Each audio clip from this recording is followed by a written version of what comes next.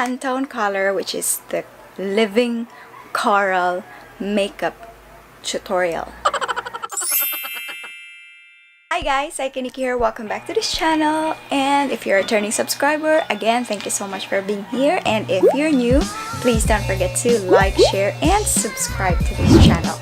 Okay? Thank you so much, and sorry that bare face ako again today because we're going to do a Pantone color, which is the Living Coral makeup tutorial. Ganon. Nag-prep na ako ng face, and first, gagamitin natin tong lip scrub na Precious Skincare Cosmetics. So, hindi ko pa siya na-open. Ito try natin siya. Bagong-bago pa lang talaga, guys. Ooh, tingnan nyo siya, guys. Ganito siya. Kainin. Ready tang nakain? Mag-scrub tayo para kissable lips. First time to sa channel ko na nag-scrub ako ng lips prior to makeup na. Kuha natin yung dead skin siya. Wipe natin siya. Sarap parang candy, guys. Yum. Tapos, imo-moisturize natin siya. Ginagamit ko to. Malapit na siyang maubos, guys. Itong Lancome. Ano siya? Lancome na merengue. Ang ganda nito sa lips. So, meron pala akong dumating na package. Meron ako. It's from GW Shop Contact Lens. Ano pala to siya, guys? 400 per pair. Pero if bibili kayo ng dalawa, 600 per pair. Meron na siya ito. Lalagyan na ng lens. At I got Chanel Gray and Chanel Brown. And gagamitin ko to ngayon. Lagay ko muna and then ibalik ako, okay? Okay, guys. I'm back. Ito yung Chanel Gray from GWY Shop. Gusto ko siya, but then mas gusto ko yung mas subtle na hinahanap ko yung may grayish, bluish na color ng eyes. So, yeah. So, let's start. We're going to do our primer. Yung ginagamit ko na primer pala is this Quick FX na mattifying primer. I can't help myself. I kept on looking on my face. I-prime natin yung dito natin. Nilagay ko yung contact lens kasi baka mag-cry tayo later paglagay ng contact lens. Hindi naman talaga ako nagko-contact lens, ano lang, for tutorial. Pero sa mga tao na gustong mag-contact lens, gora. Pero ako, ko-correct natin yung mga, mga blemishes. I-correct ko siya using LA Girl Concealer na orange.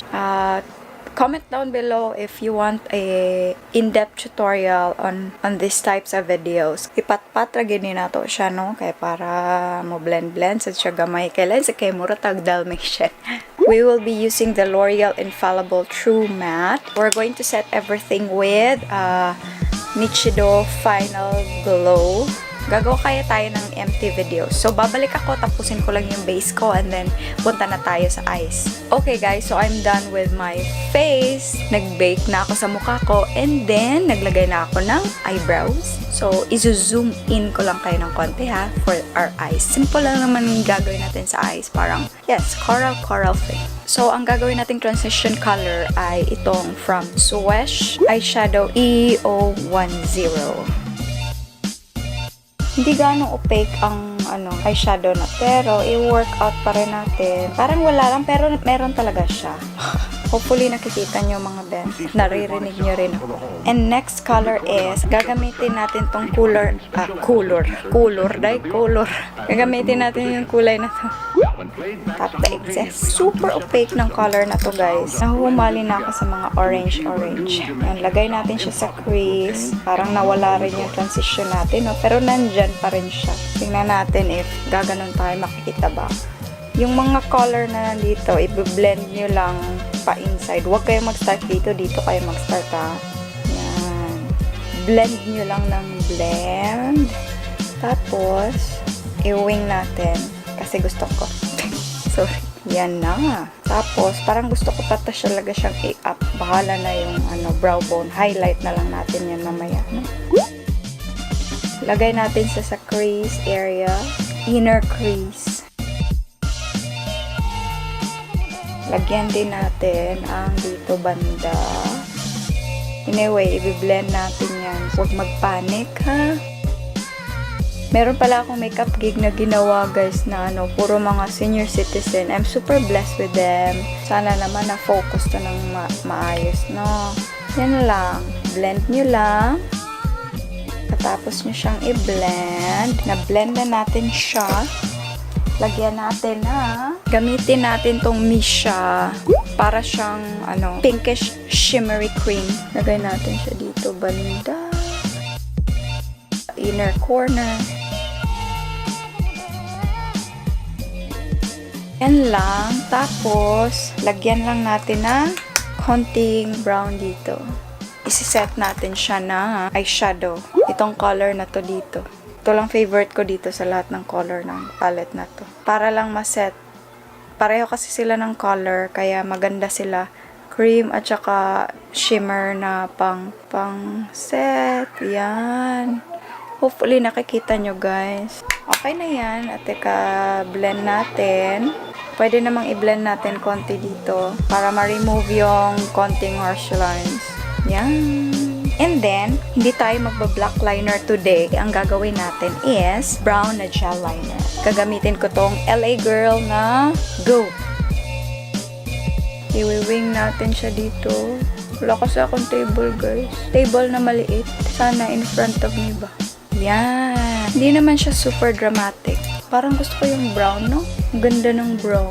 Fairness. To prevent it from smudging, we need to set it with brown na rin. Brown na eyeshadow. Yun na rin eyeshadow na brown yung gamitin nyo para tipid. Iti-trace lang natin yung nilagay natin na brown gel liner. And then, i-work out natin yung lower lash line using the same color. So, again, yung ginamit natin sa transition color, lagay natin siya dito. Add a little bit of that orange kanina. Lagay natin din sa dito banda. Then, after that, lagyan natin na brown. Half lang. Half sa lower lash. Or mga 3-4. Lagyan natin ng white. Smoky na lang sana yung gawin natin, no? Or black. Pero mas feel ko ang white today. Kasi coral nga tayo, diba? Combination. Yung living coral combination of white, orange, brown. Kaya yan. Maganda ba? Para tuloy akong manika. So, lalagyan natin to ng false lashes and we're good. So, tatapusin ko muna yung kabila and I'll be back. Okay? So, yan na guys. I'm almost done with the eyes. So, maglalagay lang tayo ng mascara. Yung mascara na gagamitin natin is yung Maybelline Volume Express Hyper Curl. Para naman matago yung dito. By the way guys, dinoble ko pala yung lashes. Shocking siguro, no? Kung ganito yung true lashes natin. Parang mas maganda siguro kung yung lashes natin, natural.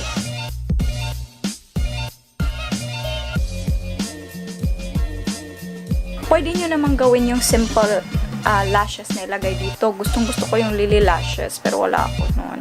So, we're going to contour. Contour lang natin konti yung forehead natin. Init na guys. Lang aircon. Yung aircon kaya pobre dahil. Contour pag may time. Lagyan din natin konti yung natin, nose. Tapos yun dito, parang bridge. Yan. Tapos, mag-highlight tayo today. Yung ginamit ko na naman is yung LA Girl na Spice Palette. Lagyan natin konti yung nose bridge natin. Careful lang. Yan. Tapos yung dito natin. Ko pa na best. And then, let's go for the lips. Sa lips natin, i-combine natin tong toasted brown and then sa Riboy na chiffon.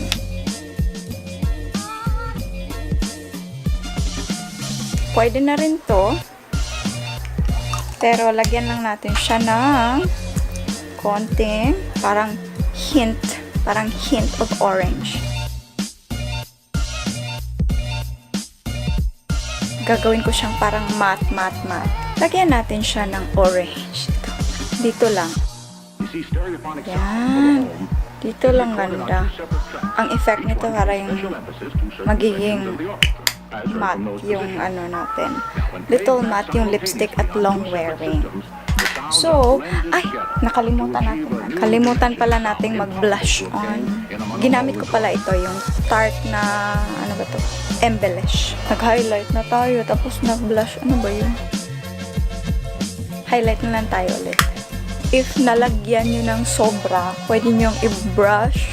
Pasensya if I'm a little bit harsh on my face, kasi face ko to. Alam nyo naman kung saan kayo pwedeng huminto. So, natatansya yun yung sarili niya. Lagyan ulit ng highlight. And I think we're done. And ano kayang gagawin ko dito sa ano ko? Hair. And I'll be back.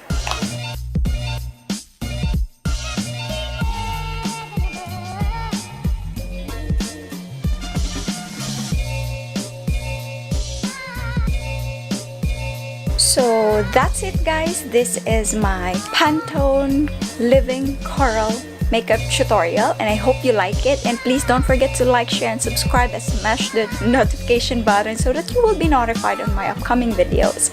So I hope you like it. It's more on the love, so please share. Okay?